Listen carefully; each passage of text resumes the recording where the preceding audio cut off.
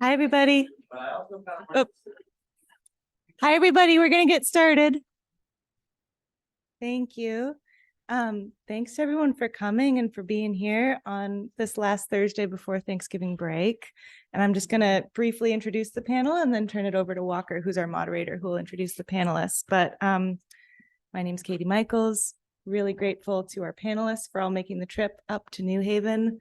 I also wanted to say thank you and acknowledge a couple of sponsors who are paying for dinner this evening and who have been so helpful with organizing logistics and making all of this work: the forestry learning community, the climate change learning community, and the ecosystem management and conservation learning community.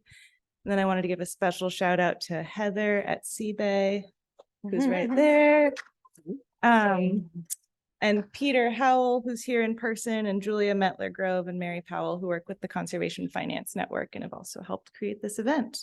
And again, thanks so much to all of our speakers for coming and being here. And I know for me personally, as all these new federal funding opportunities have been unveiled, I've been curious both about the funding itself, but also about the people behind the scenes who are administering the funds and making the programs happen. So thank you all for being willing to take the trip to New Haven and talk a little bit about your work.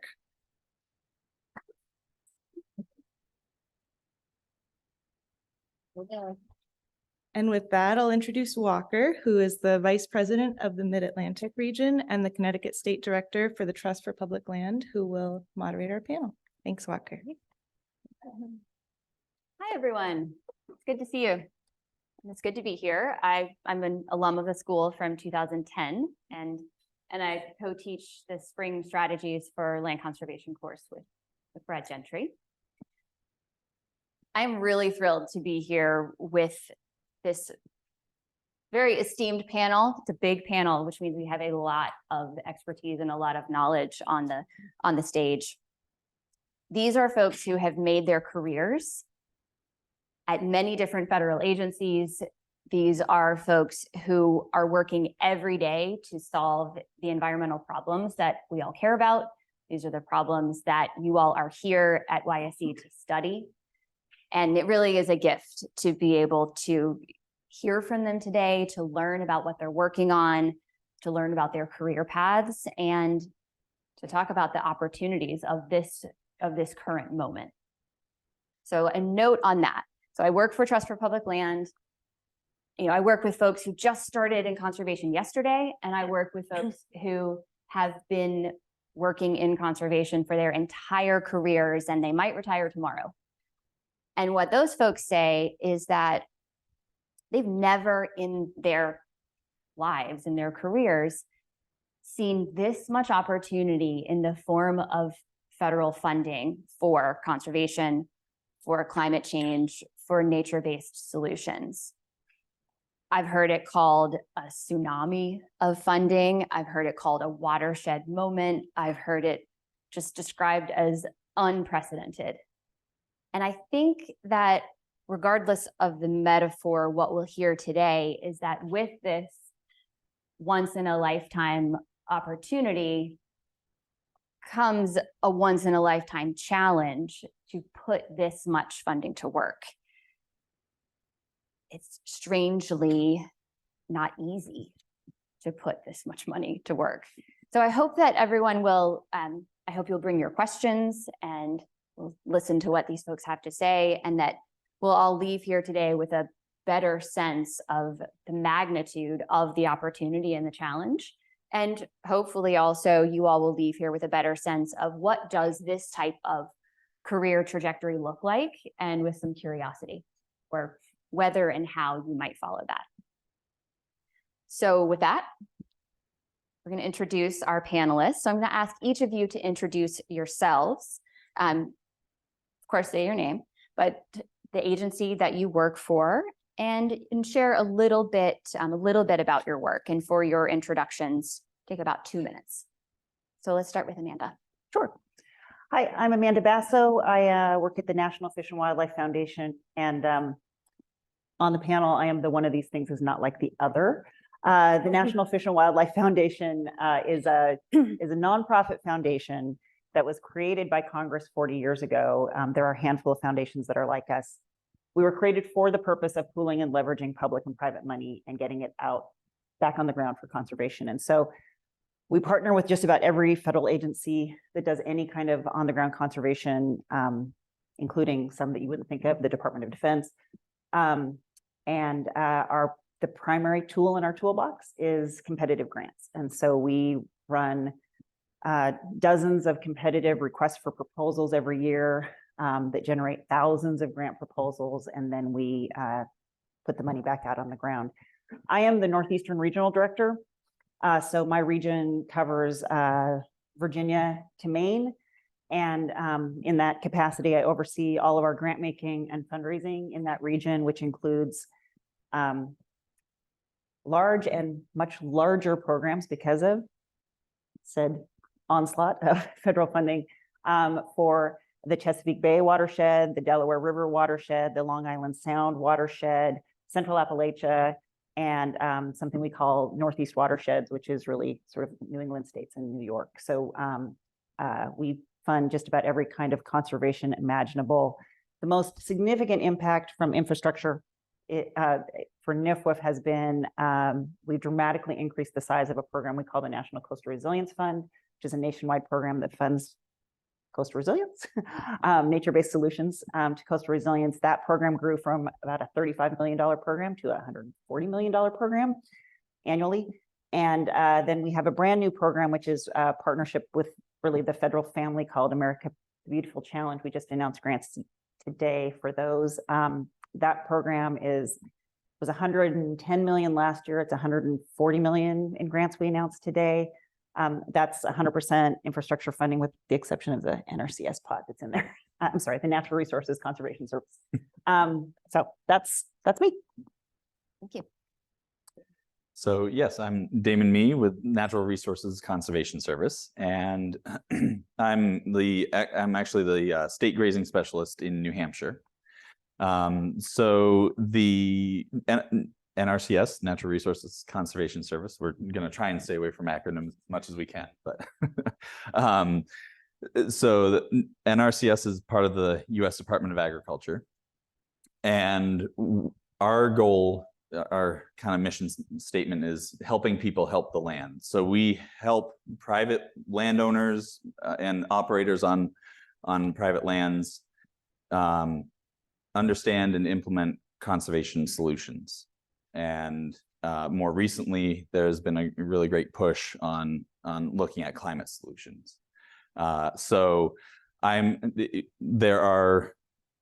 each state has their own NRCS leadership that reports up to DC, headquarters in DC. And so there are many different levels of involvement within NRCS, from working directly with the producers and landowners to my role, where I support those folks out in the field if they have questions about grassland management or livestock management. I help support our field staff with those questions. But I've also more recently gotten opportunities to interact with folks more at a higher leadership level in DC, and also helping with development or revision of national practice standards. So we have standards that we have developed that those conservation solutions that I mentioned, for example, prescribed grazing, has a set of criteria that we want people to meet if you are going to be addressing those issues with prescribed grazing. So there's, like I said, there's the state level involvement, but then there's also higher levels at DC and regional support as well. So it's a really, I worked for a cooperative extension for a few years before going to NRCS, and that was great. But the neat thing with the NRCS is the interaction and kind of nationwide aspect to NRCS that, you know, I was talking to someone from Washington State today, and Arizona and New Mexico, and you know, so that's something that's really neat about, excuse me, about NRCS. Jen. Okay, I'm Jen Cherry. I work for the National Park Service. I'm currently the acting deputy chief of the Land Resources Division. It's a division a lot of people don't know about. When you think of the National Park Service, you think of the ranger in his flat hat. But our division, and I work for the Washington DC office, but our division has regional offices as well. And we are responsible for all the land acquisition activities for the National Park Service. All our parks have, well, I shouldn't say all, most of the parks have designated boundaries where we can acquire land by purchase or donation, exchange, or transfers. And it's our office that has all the realty specialists, technicians, cartographers, surveyors who do that land acquisition for the parks. I'm now with the Washington office. I've been with the regional office.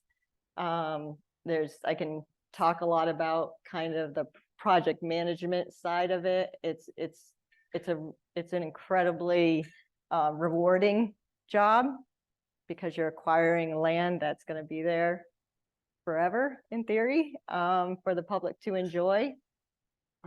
It's in some ways we consider ourselves technical specialists with land acquisition. But there's a lot of work that goes into it. The other side of our office is land management. So once we acquire the land, we don't just disappear from talking to the parks and interacting. We do a lot of working with the parks to determine where their boundaries are there encroachments from neighbors, interpreting conservation easements that may have been written years ago that are very ambiguous. We also are responsible for right-of-way permitting. So if anybody wants to put in a utility or other uses across our public lands, they have to go through a specific process, and it's for very limited types of projects.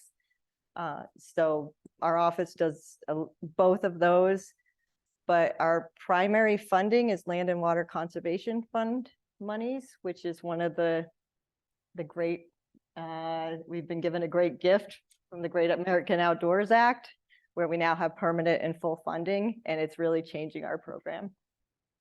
Thank you. Natalie. Hi, everyone. My name is Natalie Woolworth. I am a 2018 alum of the Yale School of the Environment, so it's really nice to be back in Croon Hall. It is just as hot on this floor as I remember. It's always like really steamy. So I work for the U.S. Forest Service, which is part of the U.S. Department of Agriculture, just like NRCS over there. We're sister agencies. And I want to talk a little about the Forest Service's mission versus its better known friend, the Park Service. The Forest Service has a multi-use mission. So we manage National Forest System lands for many uses, everything from recreation use, wildlife habitat, mining, grazing for livestock, timber harvesting, really anything you can think of. We're all about balancing resource uses for the needs of both present and future generations. And I just want to also touch on kind of the scale of the Forest Service because it's so large and still boggles my mind. We manage 193 million acres across the country, which is almost 9% of the United States of America, which is crazy. And we also have 30,000 personnel. So just huge agency. Only I think like 500 or 600 of us work in DC. The rest of the agency is super decentralized all across the country with forests stretching across 44 states. So we are all over. And my job is based in DC. I took the train up this morning. I work in our National Partnership Office, and I manage our Conservation Finance Program, which is a pretty new program that's all about positioning the Forest Service to leverage external resources through public-private partnership approaches to go towards our work. And it's been a really fun program to be involved with. It was actually a program that was founded by another YSC alum who I sort of took over leadership from about 4 years ago. And yeah, I've had the opportunity to build and kind of create a new program that's very innovative within like this giant bureaucratic, very old federal institution. So I can talk more about that, but really nice to be here. And Dan. Hi, everyone. My name's Dan Berkman. I'm from Washington, D.C. I work for the FEMA, Federal Emergency Management Agency. I'm also Yale School of Environment. Sorry, Forestry School is what I was known it as. I graduated in 2012. My focus at the time was wildland fire. So I kind of knew I wanted to get into emergency management, didn't really know avenue. I had a background in wildland fire at the time. So before getting to FEMA, I consulted for a couple years and then worked for local county government outside DC called Montgomery County. And at the time, at the local level, I viewed FEMA using the Jerry Maguire quote, "Show me the money." So FEMA, in a nutshell, can be viewed as a bank. Oftentimes, FEMA is viewed through the news during a large-scale event. We call that the response phase. Okay, so what's FEMA doing to help out, bring in resources? And I like to say now there's a gravitational pull to that response phase. So initially at FEMA, I've been there 7 years now. So the first half of my time, I worked in long-term recovery in the interagency coordination division. And so after disasters, a lot of money is unlocked through Stafford Act funding across different agencies. Sometimes they compete with each other. But basically, I would go to different disasters and tell state, local, tribe, territorial governments, how can you use this and in what way? There's now something I was working on the back end that's now public facing called the Recovery and Resilience Resource Library. So it's a searchable tool that's automatically updated every month beforehand. Somewhat like we would have to go in and check all the links, but now it's automatic, which is great. But for the last 3.5 years, I've been on the resilience side or the preparedness side. So I write planning guides for the same state, local, tribe, territorial governments. We call it SLTT for short. So FEMA.gov/plan. The first guide I wrote, each guide takes about 1.5 years, 2 years. First guide I wrote was for local elected and appointed officials, kind of a 101 of what is emergency management and what is your role. And I'm about to release for national engagement a climate adaptation planning guide for emergency managers. So everything on the finance side of where is that money, different Jerry Maguire quote that someone told me about the other week that I want to use. Help me help you. So from a federal standpoint, for those jurisdictions, how can I line this out in a way that will help you understand where that money is coming from, and also list out a plan and who you're working with to make sure you're getting the people at the table, and then what are the metrics for tracking that money from a climate lens. Thank you. Yep. Great. So before we move to the next questions, I have 2 housekeeping notes. The first is, in planning for this panel, we took a light pledge to not use acronyms during the conversation, but the federal government and acronyms are very close friends. So my challenge to you all is, if you hear a series of letters and you don't know what it means, or if you just hear an acronym, just raise your hand, all of you at the same time. So if someone says NPS, just raise your hand so that we can keep the conversation going and fewer people are confused. The second thing is that we do have a lot of brilliance on the panel. We have a lot of questions. So Katie and I will be keeping folks to time, and I'll tell you approximately how long you have to speak. And if you start to go over, Katie will wave at you, and that means done. Okay, great. So first question, and everyone will answer. So we've established right now there is unprecedented federal funding.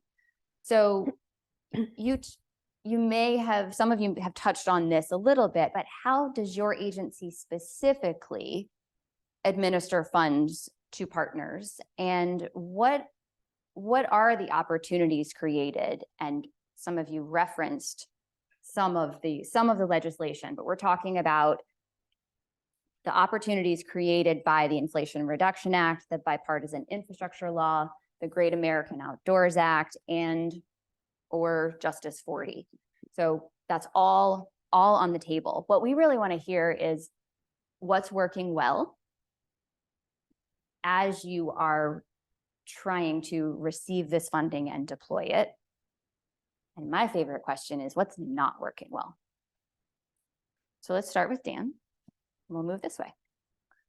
You have, what do you think, Katie? 5 minutes. 4 minutes. Okay. So I won't name those laws again, but the 2 main programs at FEMA that benefit from those laws, I'm going to use the acronym first, but I'll spell it out. BRIC, the building resilient infrastructure and communities. So, and then the second one is FMA, which is the flood management. Again, we use acronyms so much, I forget the name of it. Flood management. So That one. raising houses. And so part of emergency management, when you say the word mitigation, oftentimes emergency managers are going to think of hazard mitigation. So like with an earthquake, you want to make sure that a large building will be able to sway with the land. So it's not necessarily climate mitigation where you want to reduce carbon from the atmosphere. So part of writing this guide is making sure these individuals know climate mitigation, hazard mitigation, and then resilience, which climate resilience. Speaking of acronyms, I told you the title was climate adaptation planning. It was initially climate resilience and adaptation planning, but if you figure out that acronym, I kind of still wanted to use it because it would get more traction, but who knows? But where does that money go? Or won't get into this, what's working, what's not working. The building resilient infrastructure and communities has been going on about 2 or 3 years now. The pro is they keep increasing the amount of money that people can apply to, and the benefits of what people have applied goes on the website. People can see past years. Okay, if I'm a jurisdiction that wants to see what will get funded, you can look at some of those past applicants that are received. And I got an email yesterday, even though it got released a month ago. There are online webinars. What do I need to do from point A to point B? There are multiple resources. And with the new increase in funding from the last year, there's now technical assistance. Technical assistance means that you can get people from FEMA or from other federal agencies out to a specific jurisdiction and walk you through the process. So that's where that extra money will go to make sure people know what works, what doesn't work. Now, what's not working is you mentioned it's Justice 40, so 40% should go to low income or underserved communities. There is a way that people can apply from those communities that's like a 2-page application. Often in emergency management, someone in that type of community or just a small community, there's one emergency manager and they don't have the resources or time to write something like that. So make it as simple as possible. I know from the first year, they got in the applications, I don't want to give it an exact number, but like in the tens rather than in the hundreds or thousands. So not a lot of people knew about it. So I think something that could be learned is how to get that out to those communities to make them know that it is as simple as a 2-page application that they would want to apply for. And there are a few other ones, but I want to speed my time, but feel free to, if there's more time, I can come back. Great. So yeah, from the Forest Service side, we, like all agencies, have received really a windfall of funding, almost $18 billion across the Bipartisan Infrastructure Law, Inflation Reduction Act, and Great American Outdoors Act in the past 3 years. And we're spending that money in a variety of ways, but I want to touch on 2 kind of big picture things. The first is from Infrastructure Law and Inflation Reduction Act, a lot of that funding is for wildfire, reducing the risk of wildfire out west. And so the agency has created something called the Wildfire Crisis Strategy. And I'm just going to outline kind of what the approach is predicated on, which is consolidating investment in certain landscapes that are especially high risk because of the near-term nature of the risk or because of the severity of the risk to communities, to infrastructure, to water systems, et cetera. And so we've chosen to select 21 landscapes across the West, think like Front Range of Colorado, Central Washington, around Salt Lake City, Utah, landscapes like that, where we are investing like hundreds of millions of dollars over the next 10 years to try to address in those places these really high risks of fire. And so that's kind of a new approach for the agency. We're trying to get away from the random acts of restoration model where we're just doing a little bit everywhere. We're trying to say we're gonna address these really high risk areas, and that selection of 21 landscapes is based on a lot of analysis that's been done by the agency. The second bucket I'll touch on, we have a whole arm of the Forest Service called State Private Tribal Forestry that gives out funding and technical assistance to other landowners, so state governments, private landowners, tribes, et cetera. And we are rolling out a lot of grant programs through that arm of the agency. We've gotten big boosts of funding for some existing grant programs you've probably heard of, like the Forest Legacy Program, the Wood Innovations Grant Program, and others. And then we are standing up some new grant programs, which comes with an array of challenges. For instance, there's a new program that's supporting small private landowners' entry into kind of environmental market opportunities for climate smart forestry. So yeah, those are the big buckets. And I guess in terms of what's going well and not, I think what's going well is, and I'm talking more about the wildfire crisis strategy side of things here, the agency is making what we're calling a down payment on addressing this super large scale challenge across the West of wildfire. And doing that in a way that provides certainty of like where that money is going over a long-term duration is giving certainty to state governments, local governments, private industry to be like, okay, we can augment that investment in those specific places because we can see that the Forest Service is showing up as like an anchor investor. And so I think this strategy is sort of maximizing that potential of external leverage, the financial support. So that's exciting. That's something that's going well. What's not going well? How am I doing on time? Okay. I'll just say the Forest Service has been really under-resourced as an agency for like the last 3 decades. And so we are just getting this like windfall of funding without the staff capacity to really implement the work in an efficient and effective way. And it's just like, it's chaotic and frenetic. And I say that without critique of any individuals because everyone's trying really hard, but it's just that is tough. And I think it highlights that funding isn't always the challenge, right? Sometimes you need funding, but sometimes you need capacity, or sometimes you need expertise, or sometimes you need for projects on federal lands to have been planned so that you can actually put money into them. There's a range of other barriers that are kind of being highlighted because funding isn't always the issue. The other thing is just the limitations on these funds. They are not like unrestricted funds you can spend on anything. And I'll give you one example that's touched my work. A lot of the Inflation Reduction Act funds can only be spent on Forest Service lands within the wildland urban interface, or WUI. And in terms of like the intent of the legislation, that's tough because wildfire is a very cross-boundary challenge, but we're being told we can only spend these funds right here, not right here, even though the wildfire risk is still really high right next door. And then secondly, the definition that Congress is using for WUI, for wildland urban interface, is very dated and not particularly based on science. And so Forest Service personnel are grappling with, okay, we're being told by Congress we can't, like this doesn't count as WUI, and this does, but like just common sense wise, this is absolutely WUI, but we can't spend the money there. And that's really hard because you have congressional intent and then you have like the details of what you can actually spend the funds for. And that is hard. Okay, time. So with the Land Resources Division and National Park Service, the funding source we're dealing with is Land and Water Conservation Fund. So the Great American Outdoors Act, GOA, and the Dingle Act were the 2 acts that permanently and fully funded our program. And our program is unique. Park Service right now is being hit with a lot of budget cuts in their operation funds. And all of a sudden we have this windfall of Land and Water Conservation Fund money. And it's an absolute blessing, and it gives us a lot of certainty when we're working with landowners that we can tell them when they come to us, yes, there's a very good chance we're going to be able to fund your project. If a lot of landowners who have private land within park boundaries, they would be absolutely interested in selling their parcels to the Park Service when they retire or when other generations don't want to take over that land.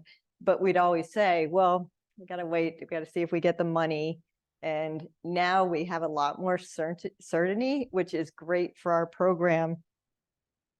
For the Land and Water Conservation Fund, it's funded at $900 million a year.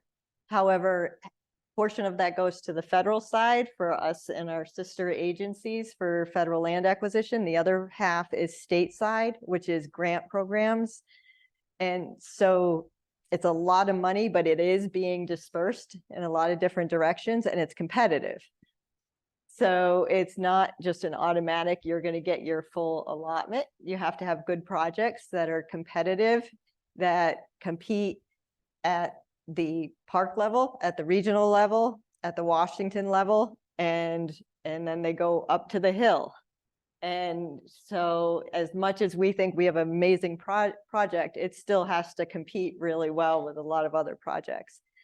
One of the challenges is, yes, we have the funding, but our regional offices still have the same staffing levels.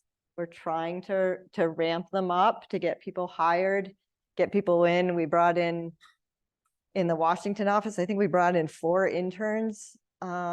Last year, we had 2 presidential management fellows, which I guess a lot of you know about that program, but that's to get people into the government. So we're trying to take advantage of hiring authorities that are a little more creative to bring people in as quickly as we can to get this money spent. Because we need to show Congress that, yes, you gave us this great gift and we're doing the right thing and we're getting the money spent, because they look at our balances. What has come with this gift of funding is scrutiny. And the Department of Interior wants to know what we're doing with our money, and Congress wants to know what we're doing with our money. And this is a different level of scrutiny that we're not used to. We're used to reporting out, but they want to see that this money is well spent, and it's well spent in certain districts. So that's definitely one of the challenges we had, but it's a good challenge, and we'll get there. Great, thank you. All right. So the Natural Resource Conservation Service usually or in the past has gotten most of its funding from the Farm Bill.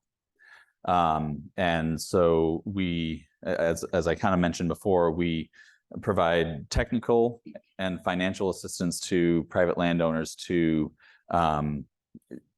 implement environmentally friendly practices. So we also have a portion of our funds that go towards land conservation as well. And so just to give you a little bit of a context, so in the government, we work on fiscal years starting October 1, ending end of September. So fiscal year 22 was the most recent year that I felt was relevant, because last year we got some of the IRA Inflation Reduction Act funding put out the door last year. So fiscal year 22, we had about $1.9 billion going out in conservation programs and technical assistance, and that covers about 22 million acres across the country. So now with the Inflation Reduction Act, over 4 years, that's added another $19.5 billion towards our programs, which is a very significant leap in funding. And we're trying to make about $3 billion of that available in fiscal year 24. So this year that we're in just right now. And the focus of those funds are really on climate change mitigation. And so there has been a subset of our practices that have been developed that kind of ring the Inflation Reduction Act bell, and that they either increase carbon sequestration or reduce emissions, or both. And forgive my use of cards here. There's just so much really good stuff that we're doing. So I'll just hop over briefly to the bipartisan infrastructure law. That we got about $803 million for about a little over 250 projects that focus on watershed work. So increasing the resilience of watersheds to more flooding events, and also rehabbing watersheds to also help with that resilience. And then we have a program called emergency watershed protection. So if we have some sort of designated disaster, we're able to come in and help with kind of repairing some infrastructure within those areas as well. NRCS also works on landscape scale initiatives. There's just recently this spring, we put out the Western Water and Working Lands Framework. So that's 17 Western states that it includes 17 Western states in a strategy to help overcome many of the water and land management challenges out there with the reduced water availability. Another example is Working Lands for Wildlife. There are a number of different initiatives under Working Lands for Wildlife based on different species that are trying to, we're trying to work with. One of the biggest successes has been the sage grouse, which has about 3,200 ranches and about 10 million acres. And these landscape scale initiatives, really the attempt is to try to get we work on individual operators' lands, and okay, and these landscape scale initiatives try to bring those groups of landowners together to amplify the benefits. So, and that's my time. Yeah. Great. So I've mentioned we're a nonprofit foundation. The way that we have money, we do not have an endowment, is that we enter into partnerships with federal agencies and then we raise private money. And so in a typical year, we give away $250 million in grants nationwide. Last year, we gave away 500 million. And that does not include the 140 we announced today. So million. We announced today. So I think we'll probably be more around the 700 million mark next year. So huge change. Definitely stressing the systems back at the office in terms of getting the money out the door. But I want to start with what has worked. We always worry so we make grants primarily to local governments, nonprofit organizations that can be the biggies, that can be like TPL, the Trust for Public Lands, Nature Conservancy, Trout Unlimited, Ducks Unlimited, can also be your local watershed group. We also award grants to state agencies, academic institutions. So when we have a big influx of new funding, we always worry, will there be capacity and demand for the funds? And we are always silly that we worry, that is what I will say. We typically award a quarter to 30% of the grants that come in. So demand exceeds supply of funding. That is still true. We did raise the maximum grant size for most of our grant programs that had large influxes of funding. And we are seeing really exciting projects come in the door. I think one thing that we had learned actually through funding that came to us through the Department of Interior for Hurricane Sandy, our initial foray into coastal resilience funding, was that it is a bad idea to fund design build for conservation projects. And so we have invented this sort of conservation pipeline of projects where we fund conceptual design, assessment and planning, conceptual design and implement and design and permitting, and then implementation, so that you are always building a pipeline of projects that can be coming along, and you're not tying up money waiting for the permits to come, because sometimes there are snafus with permitting for good reason. Sometimes projects turn out to be different than what they were originally conceived as. And so that model has worked really well for us, and it is working really well for us now as we try to get all this money on the ground, because we funded a lot of design in the past. And then last year, knowing this is 5-year money for the infrastructure money, we want to fund more design in year 1 so that the year 2, 3, 4, 5 money can fund that implementation. So those things have worked really well. And the other thing I will say is that there has, with Justice 40, there's been a huge push to get new audiences in the door to meet the needs of underserved communities. And we have definitely generated grant proposals from more audiences, different audiences than we've seen before. The big winner, the big change is that tribal governments have really become a new audience for us in particular, that we've really gotten to know, are getting to know tribal governments and tribal agencies better. And just the 140 million we announced today, I'll try not to say that like 12 more times, but for 60% of the grants. That's 60. The goal was 40% and we surpassed 40%. And I'm not gonna, but anyway, more than 40% of those grants and more than 40% of the money are going to tribal governments, tribally led projects. And unfortunately, because of, and this is some of the things that aren't working, those are only federally recognized tribes, because the funding, because of the authorization, cannot go to non-federally recognized tribes. So that there's room for improvement there. But so some of the things that where I feel like there's room for improvement, was just talking to Peter Howell just moments ago. In terms of trying to help lower capacity organizations access these funds, we are working through that, and we've always had lower capacity organizations come to us for funding, and we have processes in place to help them manage federal funds, which, you know, the first thing is we want to keep everybody out of jail. We don't want anyone going to jail. But the assumption is low capacity, small grant. And if we're really going to take advantage of this opportunity, we have to think about how to really grow capacity of organizations. And that might mean small organizations, low capacity, large multi-year grant where they can really grow their impact over years and take advantage of this opportunity. So I think we haven't figured that one out.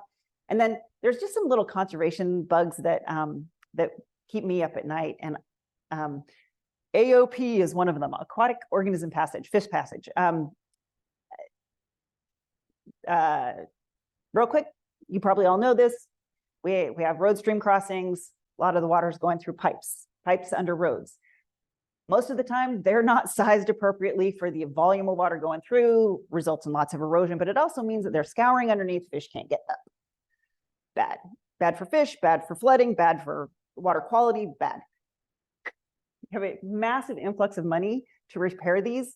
If we don't design them right this time, we're stuck with 30 more years of culverts that don't allow fish to pass or water to pass gracefully.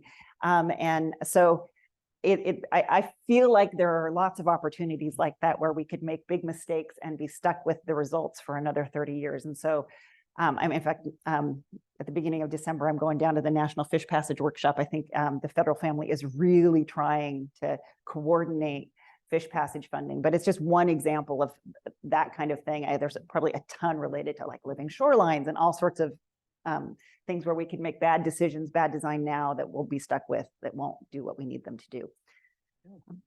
Thank you. Thank you for the example. It leads into the next question. So we're going to give you less time to answer a harder question. Excellent. Which is how you're doing massive amounts of work and organizing and administering and sort of setting all of this up to launch and tackle the problems. How do you assess impact of your programs? How do you know if you're doing it right? How do you know if the things that are being funded are being done in a way that really will solve the problems?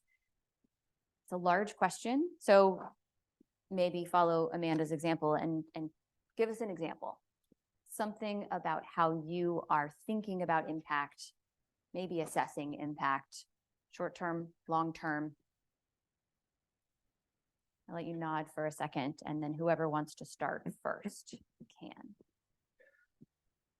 I'll jump Jen? in. Great. Sure. I think I'm going to reverse engineer your question a little. In terms of assessing impact, every project that we work on for the National Park Service is ranked and goes through certain criteria it has to meet. And by setting the criteria correctly, that's how we ensure impact. So we know that all those projects on our list that we're working to acquire in some way hit the high points of what we're attempting to accomplish, whether it's the resource protection, the cultural protection, tribal impact, resiliency, whatever it is, we're making sure the projects that are even proposed for funding meet those criteria first. So, you know, afterwards, yeah, you can put it in a nice, pretty annual report and you can show all the impacts you had, but you make sure that the right projects are the ones that are moving ahead. I love that. Very direct. I can be quick on this one from the Forest Service perspective. And I say this like very uncritically of the agency, just to be transparent about sort of what I see from the inside, which is that because of the pressure to deploy these funds quickly, there isn't always time to figure out what are the impacts we're going to be measuring, or even the outputs we're going to be measuring on the front side. And so now that the funds are starting to go out, there's sort of retroactive conversation around how do we measure that on the backside. And that's no one's preference. It's just the reality of what's happening given the constraints of our capacity. And I think the Forest Service to date has thought more about outputs than outcomes, or impacts, I should say. Outputs being like very concrete, like, and the biggest example for the Forest Service is acres treated for wildfire risk reduction, like hazardous fuels removed from landscapes, is I think our biggest barometer of success right now. But ultimately, that's not guaranteeing impacts, because if you treat 50,000 acres, but then you don't treat it for another 50 years, all of that work you initially did is kind of for naught. So I think what the agency is trying to figure out now is how do we measure for impacts or set up programs for impacts, and how do we ensure the sustainability of the investments that we're making right now. So, because I think I have a somewhat similar answer, I'll just follow that up. One of the benefits of NRCS is that a lot of this extra funding is getting funneled through programs that are already existing, and so we do have a method of evaluating the impact. We have branches of our agency that actually do studies and collect data and stuff like that. But I do think a lot of it is on the kind of output rather than impact. However, I think that is changing. I think that, you know, that realization is, you know, acres treated or however many items we get out on the ground. I think that is changing, and like with the landscape scale initiatives that I was mentioning, you know, there's a kind of longer thought. Also increasing we have programs that bring in partners that can maybe have a more longer term view, and so I think it is improving, but we do have that. The easiest way to count things is by numbers of items, right? And so we do have that structure. I guess the thing, harkening back to the last question a little bit, with the challenges, we are understaffed, we are trying to hire, but a lot of people, it's, you know, they're brand new to this, and working with farmers on conservation, or landowners in general on conservation solutions. Are those suggestions necessarily going to be the best? Well, we hope so, but you know, without good experience, they may not necessarily be. So that is kind of the challenge with it. But within state, you know, I just finished up, we do spot checks of practices that are implemented. You know, a subset of the practices that are implemented, I go around the state and go and see what they're looking like, and talk with the producers and see how you know, how that planning process went and what they're thinking and how implementation went. So yeah, so I think we do have a structure, which is really great, but there are limitations to it, like you were saying. Yeah, and I think NIFWF is really committed to trying to monitor species response to interventions that we fund. But monitoring is famously hard to fund, and especially long-term monitoring over many years. And so, none of these funds are really good for that, right? It's not anything that makes people feel good except for scientists. And so, and I guess sadly, people don't care how scientists feel. So we have started building a lot of calculators lately. So we have a carbon calculator, we have a water quantity and water quality calculator, we have a jobs calculator, and we are trying to build species response models that use monitoring data, but also can predict how the species will respond to certain interventions. And that's really tough. What I wanted to talk a little bit about just is how we're trying to measure the impact, or at least to know that we are actually addressing the needs of underserved communities, which is something that has been new at NIFWF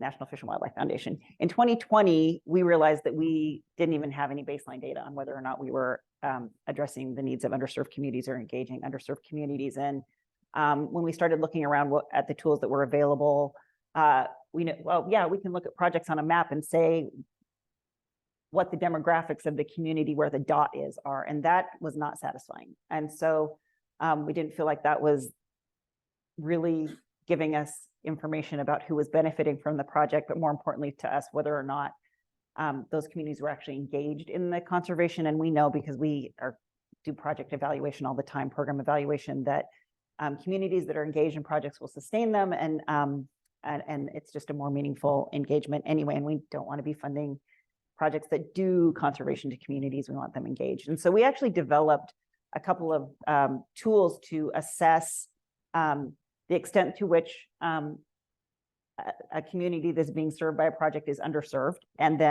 we actually encourage our grantees to use EJ Screen, which is the EPA tool, but the Environmental Protection Agency environmental justice screening tool. And but the Council on Environmental Quality has a tool as well for Justice 40. But then we have a rubric for assessing the extent to which the community is engaged in the project, and we have our applicants fill out this information for every proposal. And we now use it for every single proposal that comes in our door. We assess the extent and we rate them for both of those things. And because even if the community is not underserved, it should still be engaged. And we've actually been pretty excited by the baseline, and it's a great tool, and I'm happy to share more. Thank you. So it's great hearing from everyone this round, because it gave me ideas. So the outcome versus output, someone gave me an analogy a while ago that if your outcome is trying to drive from New Haven to, let's say, San Francisco, your outputs are how much gas do you have, how much tires are in your car, what's your windshield wiper, whatever metric. But along that drive, you're going to have to keep checking that at different intervals to make sure you're going, so you can still get to that outcome. In the disaster world, there's good and bad of, at different disasters along the way, did you withstand what you wanted to do from the previous one? So for example, Hurricane Michael, which hit the panhandle of Florida, there's a picture of everything's demolished except this one house that was raised and a hardened infrastructure. That's an individual taking it on their own. But it goes to show at a community level, it's really hard to do that. So when I was consulting after Hurricane Sandy, I was working with the New York City Office of Emergency Management. We were working with different city agencies. One of them was the morgue, or the Office of Chief Medical Examiner, that was on the East River. They got flooded, but only they put up sand barriers and it didn't quite topple them. Their quote inventory was in the basement, so you can imagine that. But when I got there, this is a year later, to help them with their mitigation project, the hospital next door, all the flooded water went into the parking lot that was underground. Since Sandy, that hospital put up a physical mitigation wall to come down if it was to storm again. So, and it's all one alleyway. So if that's blocked off, where's that water going to go? So it shows that you really have to work all together. That's that's the outputs along the way of all those things in the car working together. So that's where nature-based solutions come in. It shows robustness. It shows co-benefits. So for example, in DC, they started planting trees in low-income communities. It's a natural beauty, so it's a co-benefit. It's also providing shade and reducing the urban heat island effect. So for all these grants, basically, you want to show that benefit on the whole in your benefit cost analysis. And it's come a long way since that Hurricane Sandy, where you couldn't mention climate change at all. So that's Great. Thank you. Okay, last question. Why do you do what you do? And will you share with us some element of joy from your job? A moment when you thought to yourself, I can't believe this is my work. 2 minutes. Natalie, you're nodding the most. Do you want to start? Sure. Yeah, I'll start.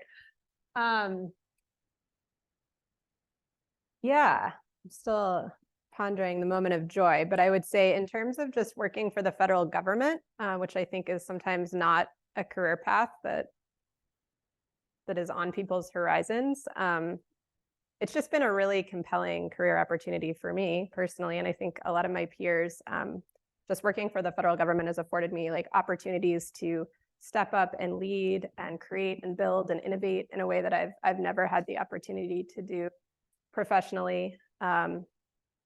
And I think what makes the federal government very exciting for me is the scale. It's just huge. I came from the nonprofit sector, and suddenly I'm working with 193 million acres instead of 30,000 acre parcel or something.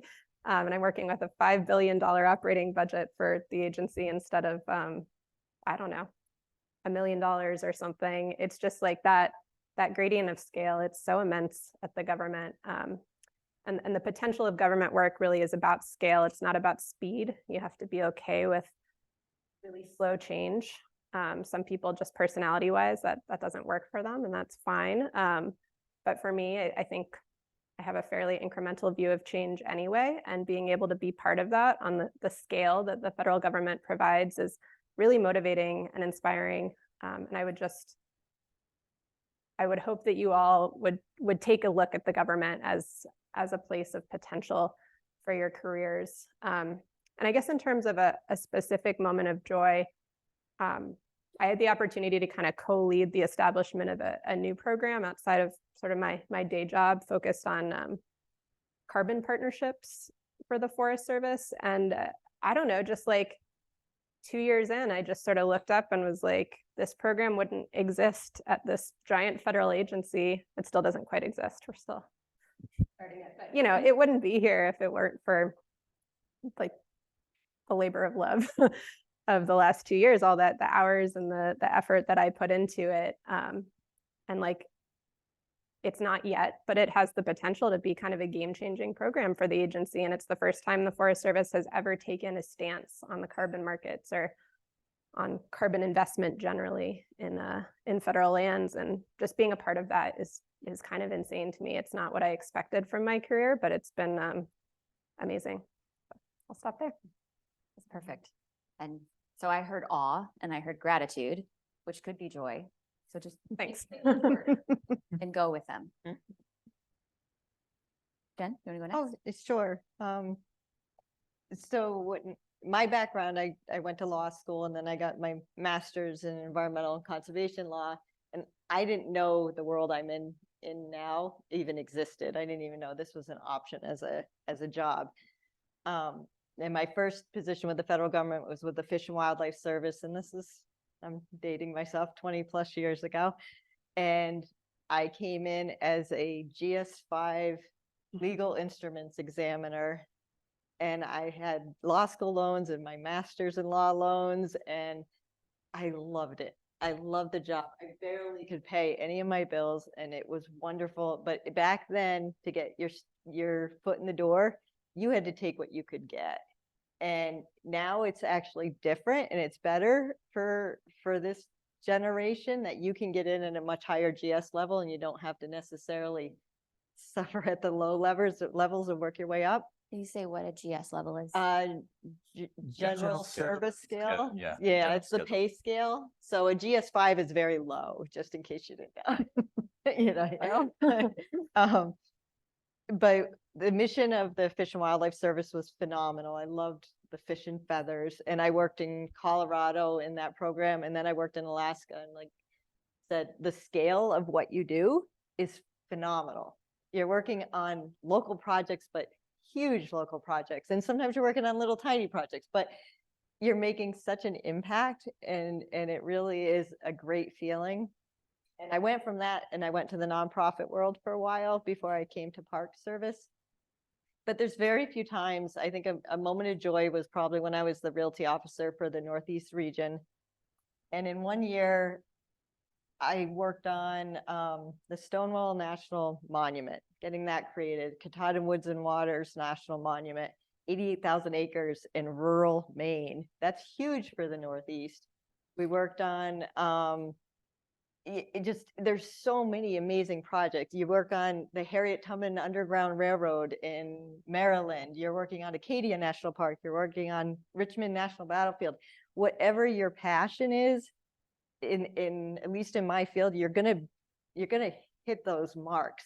You know, not every park will be the park that you're just wild about, but man, some of them are just awesome. And when you see you've got that land acquired for that park and for that superintendent to manage, it's just a great feeling. It really is wonderful. Thank you.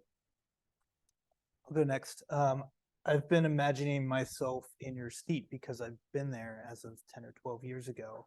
And I'll just say, I wrote my thesis on wildland fire. There was a higher education conference in Maryland. If you're curious, it's a good networking opportunity. And I remember taking my picture in front of the FEMA sign and like, maybe one day I'll get there. And then as of last week, a colleague of mine wrote a cyber guide where I presented my climate guide at this conference out in California, and the FEMA administrator in a room in front of thousands of people with the cyber infrastructure security administrator or agency administrator. So two big wigs. They announced the cyber guide was released for my colleague, which was super cool. And then I've heard through the grapevine, my last guide that I wrote for elected officials sits on the administrator's desk because they have, you know, state or local governor or state or local officials come in. So it's like, hey, this is a good resource. So just hearing that it's not the names, but knowing that the work you do does go out to the jurisdictions that need it is super cool in that way. And then there have been efforts I've been a part of that have created new jobs, not just in the agency, but at lower levels as well. So the biggest thing I would say, as you guys are all sitting there, look, your friends around you, you don't think you're all connected to each other, but you never know down the road where those intersects of your own job way and there. So my friend Lee Welpton, who was same year, Conservation Finance Network, called me last week. Hey, tell me about that BRIC program. What do I need to know? Because she's now working at state level, that building infrastructure, zoning infrastructure in communities. So you never know where those connections get made again. So that's something to hold on to. Yeah, so I think what I really enjoy about what I've experienced at NRCS is that you can work at a very local level, making a really good difference within a county with landowners directly, but you can also have a more broad reach. You can be involved in initiatives and stuff like that too, or like I was able to be involved in editing one of the national standards, you know, so there is a lot of input asked of the states and the field offices. So there's kind of that reach that you get to feel like you're part of something a bit bigger and more impact. And so I feel like that's a really big advantage to my experience, you know, to NRCS in my experience, or just federal agencies, I think it sounds like as well. So I guess I'll skip to moment of joy. I love going out working with landowners, farmers. We're working on building a better support network, private consultant support network within New Hampshire and New England for grazing management. We often see the management kind of tail off, talking about actually outcomes. So we're working on trying to develop more of that kind of long-term support of these folks that are trying to change their grazing management to a more resilient type system. So I put together a grazing tour of a number of really great farms, and so a few weeks ago on a nice clear November day, standing in top of a pasture looking out at the presidential range with some snow on the caps and a nice sun with just a little bit of foliage color left. It was pretty awesome that could be part of a job. For me, I think a lot of people, most people who work in philanthropy didn't plan to work in philanthropy, so it's not a career path a lot of people think about. But I will just say that giving away money is super fun, and part of what makes it super fun is that because we run competitive grants, we are funding the community of the willing. So it is sort of the optimist version of conservation, where it's people coming at us who want to do on the ground work to solve problems, and we get to say yes about 25 to 30% of the time. I experienced joy working on our Central Appalachia program. It's a program where we did not have money, and there was tremendous conservation need, and it was on me to figure out how to make, and I worked hard for a good number of years to try to raise money, and was unsuccessful. And then we entered into a partnership with the Richard King Mellon Foundation based in Pittsburgh, and they helped us stand up a program. And we built an investment strategy, a 10-year investment strategy that was crazy ambitious, given that we didn't really have any sustainable sources of funding besides the sort of the base funding from the Richard King Mellon Foundation, which was just for Western Pennsylvania.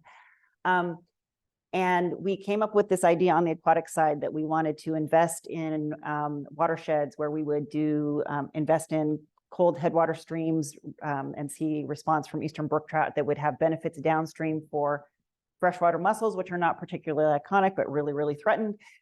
But also the super iconic eastern hellbender, which is a working lands for wildlife species and is a giant salamander, second in size only to this crazy one in China. It's super cool creature. That is starting to blink out, has co-evolved with the dinosaurs. Didn't know if this crazy idea that we could knit this all together would work. No one was doing it that way. Flash forward, Trout Unlimited, the Western Pennsylvania Conservancy are approaching their work collaboratively that way in Western Pennsylvania. The Friends of the Cheat River in West Virginia are approaching their work this way, doing eastern brook trout habitat, hellbender habitat, mussel habitat. Mussel restoration work in Southwest Virginia, which is this crazy low capacity part of West Virginia, is totally taking off, and they just got 2 huge grants today. It makes me really, really happy that this place that has tremendous biodiversity, tremendous social need, is looking for what's going to come after coal. We are helping them invest in their natural resources, and it's super exciting, and it makes me really happy. Joyful. Thank you. Thank you for your stories. Thank you for what you do. So we're going to move into questions. And so that we can get to more questions, we'll have one person from the panel answer each question. So as you consider what you might want to ask, if you'd like to direct it to a specific panelist, please do. Otherwise, they're going to make eyes at each other and figure out who has the best answer. And I think we do have a microphone. 2 microphones. Okay. Hi, thanks everyone. That was really helpful and grounding. I have a question for Damien. So my understanding is that soil and water conservation districts are authorized to do a lot of administration implementation work through RCPP and EQIP and CSP. And I'm just wondering, so hearing that NRCS is going to take on some new hires, do you consider the soil and water conservation districts and their like existing relationships with farmers? Are you considering moving some of that finance to hire new officials at that level too? So, in general, I think yes. It depends on the states and the strength of the conservation districts, and the involvement. In some states, there are conservation district employees that operate almost exactly like NRCS employees. In other states, there isn't that close connection. So I think it will vary from state to state, but I think that will be happening, depending on what state you're talking about. Thanks.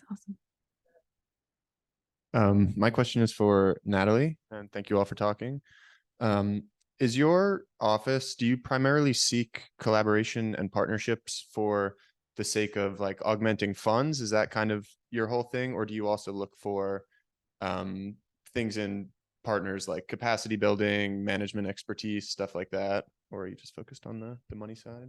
Yeah, great question. So I work in the broader national partnership office where there's a number of other kind of staff areas. And I would say broadly, we look for any kind of partnership that's going to support the agency's work.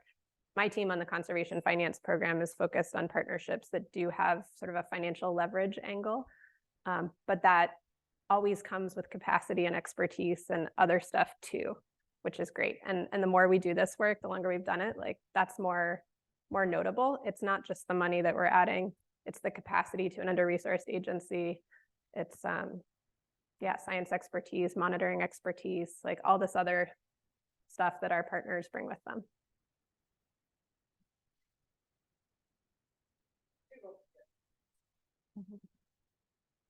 Thanks so much for coming and speaking with us. I'm just wondering if anyone is familiar with federal funding for international efforts or international development, and if there's the same sentiment around like that there's a large increase in funding for nature-based solutions in that area.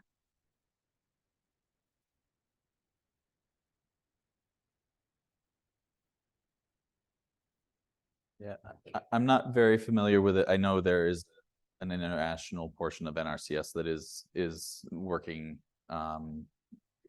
internationally, but I'm not all that familiar with it. And we may have some folks in the audience who could connect with you about the topic afterwards. If you feel like you have that possible answer, can you raise your hand? Maybe. I'm looking at this area of the audience. Thank you, Peter.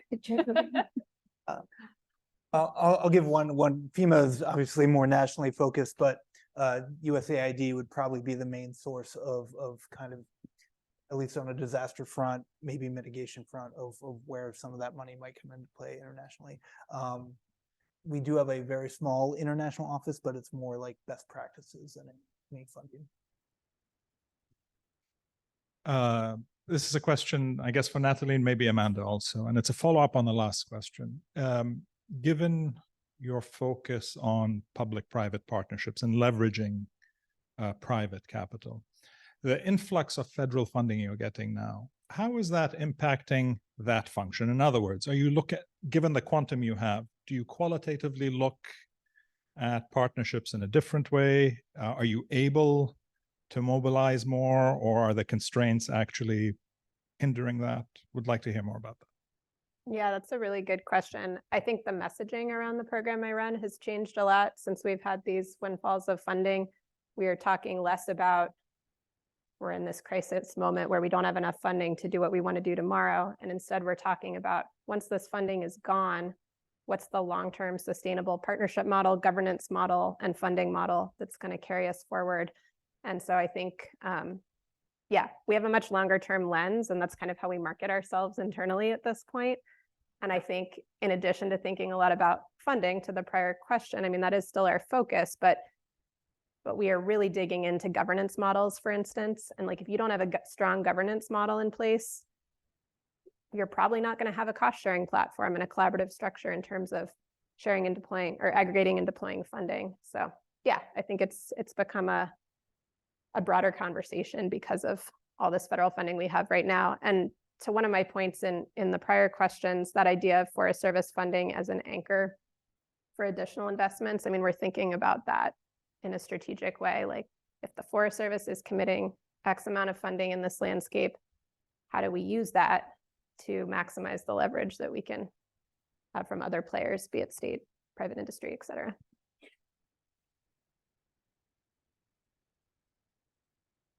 Yeah, hi. I had a question to Damon. So I remember when you were talking about impact monitoring or impact assessment, you mentioned about spot checks. So I was just curious to know what is the criteria to be chosen for a spot check, and what is the frequency of spot checks in your organization? Yeah, so it's based on a percentage of the number of practices that are installed or activity. So we have practices and enhancements together. We call them activities. It's based on a percent. I think it's 5% of practices that were implemented in the previous year. We just randomly select those for just spot checking. And so we do that yearly. Ideally throughout the year, doesn't always happen. Like I said, I'm finishing some up right now just before the end of this year. Yeah,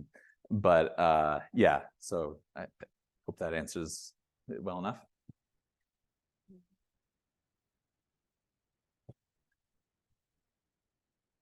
So a couple of you touched on sort of increasing infrastructure resiliency, and I think Dan with FEMA, you touched on it the most. So for you, what do you see as the biggest trends of where that funding is being allocated in terms of infrastructure resiliency?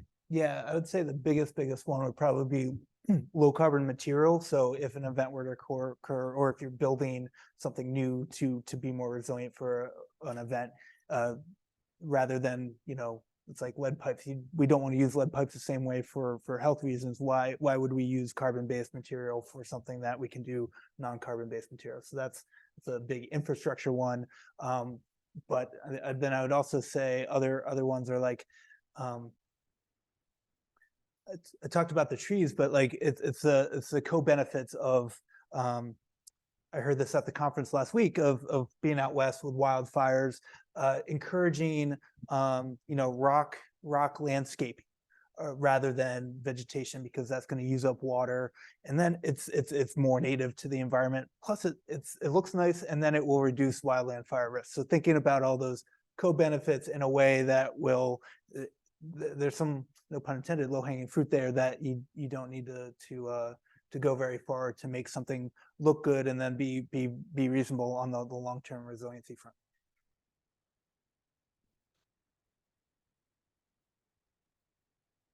What about an online question? We have some questions from people in Zoom land. Hold on. Title of today being nature-based solutions, funds going to private lands for improvements. Are you finding that private owners' willingness to accept to buy into nature-based solutions is A, equal, B, less than, or C, greater than their cost, and equal, less than, greater than the traditional, more damaging solution? Has an algebraic Kind answer. of give an example of that. Okay, great. So one of the recent projects we had, which there's a great article in the Washington Post on it, is we acquired these 2 parcels down at Cape Hatteras, these 2 parcels of land where the houses were falling into the ocean. And at one time, the boundary of the park was here, and now it's here. And because it's a coastal park, the boundary moved. Those landowners, even with their houses being in the oceans, those houses are worth money. They can Airbnb them. They can rent them out. They still make a lot of money. And there's that horrible risk, which was happening down there where the hurricanes were coming in and they were taking these houses and knocking them down and taking the septics and throwing that all over the beaches. And it was just a nightmare. So I think these landowners, knowing what was coming, knowing things were not going to get better, they were more willing to work with us, knowing that we had funding as well. So I think maybe that touches on that a little bit, that there's not a lot of options out there. And so working with us and preventing a major disaster, another major disaster down there, was what was palatable to them and to us. Are there more online questions? I can take one more.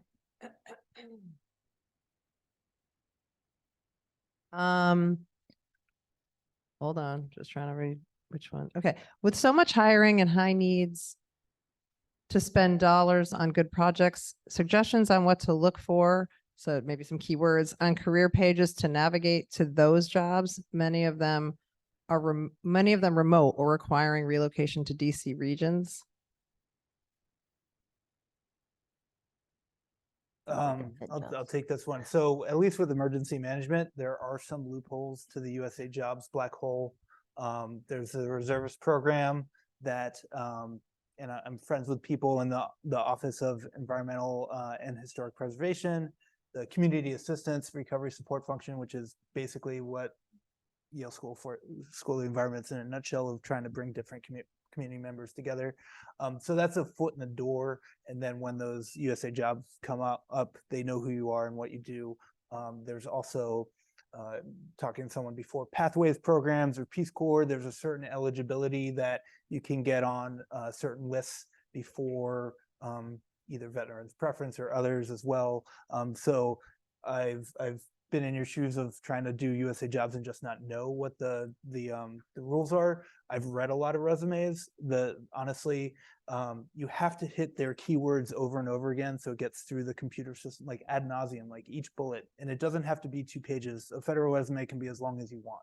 So hit those bullets often, but build a story, write a cover letter with it. So when it gets to a human, they understand what you're trying to say. That's going to go a long way. And once you're even if you get to an interview, you're on something called a cert list, which even if you apply for one job, we call them golden tickets. Well, there are actually qualified people on this list, and maybe we can piggyback. We have other open positions that we haven't even put on USA Jobs yet. So it's worth applying. Happy to talk afterwards, other tricks, but like once you're foot in the door, it really is a pretty open possibility. And I'll just mention, so NRCS does have a Pathways program as well for current or recently graduated students, which often can lead to conversion into a full-time position. So that would be the one of the more common ways of getting in. But I think the PMF program as well, that was mentioned. So it depends on where you're looking to enter the agencies as well. Yeah, I think finding the ways to bypass the hiring process. I think EPA has a program called the Environmental Leadership Program. Also, it's probably like the Pathways program. NIFWF is always hiring, and we just have our jobs posted on our website. How simple. Can I add one more thing there? I would say if you are really intent on working for the federal government, I would not overthink your first job with the government, because just getting in is the hard part. Once you're in, you can move around and kind of do whatever and like live all over the world, or whatever your dreams are. Getting in is hard. So kind of take that first job just to get in, and then you have like a competitive status that allows you to move around in a way that you can't if you aren't already a federal employee. Thank you. So it's time. Your opportunity to speak with these folks, ask them more questions, has not ended. For now, thank you. Will you join me in saying thank you for our panelists?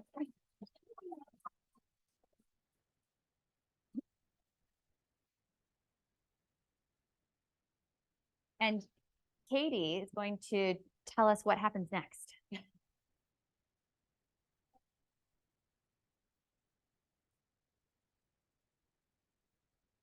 I also just want to acknowledge and thank our Zoom folks for joining us.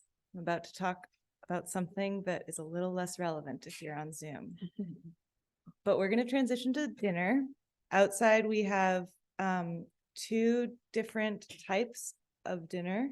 I'm not exactly sure which is which, but there's tofu bowls and chicken bowls. So those are going to be your options. And our speakers are going to stay with us for supper. So you can ask them all the questions you have that you didn't have a chance to ask, but also they've agreed to speak to, some topics that we weren't able to fully cover within the panel.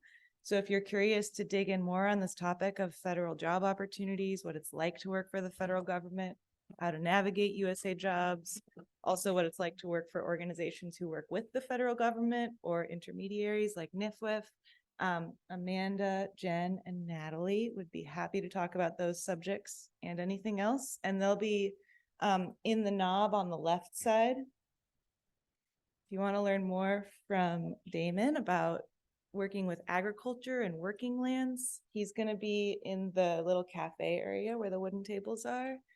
And then if you want to talk to Dan about how adaptation, mitigation, resilience, how all these words get balanced, he'll be in the knob on the right side.